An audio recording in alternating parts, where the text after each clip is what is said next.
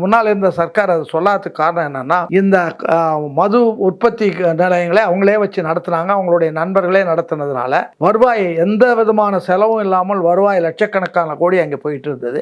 அவங்களுக்கு லட்சக்கணக்கான கோடி அவங்க குடும்பத்துக்கு போறபோது ஒரு 40,000 வருமானத்தை இங்கே காட்டி 1,00,000 கோடி இங்கே செலவாகிறது வெளியில சொல்றது இல்லை. அது ஒரு பெரிய திரைமறைவு வேலைகள் ஏராளமாக இருந்தது. உண்மையில் பார்க்க போனால் ஒரு குடும்பத்தில் குடிக்கிறதுனால எவ்வளவு நஷ்டமோ அதே கஷ்டம் குடியினால் வருகின்ற வருமானத்தினாலும் கவர்மெண்ட்டுக்கும் உண்டு. அதை தான் சயின்டிஃபிக்கா திங்க் பண்ணா இதான் உண்மை. இதை அநேகமா நம்ம விஜய் அதை திங்க் பண்ணி அதுக்கு வேண்டிய பரிகாரத்தை பண்ணி எப்படி குடிகாரர்களை, அதாவது கை கேட்டின தூரத்தில் கடை இல்லாம எப்படி குறைக்கிறது, இளைய சமுதாயம் குடியை நோக்கி போகாம இருக்கிறதுக்கு என்ன பண்றது அப்படின்றதெல்லாம் பார்க்கணும். அதோடு மட்டுமல்ல, இப்ப கொடுக்குற லிக்கர் உண்மையிலே லிக்கர் இல்லை. அது கெமிக்கலை தண்ணி ஊற்றி கலர் போட்டு தர்றாங்க அப்படின்றது தான் செய்தி.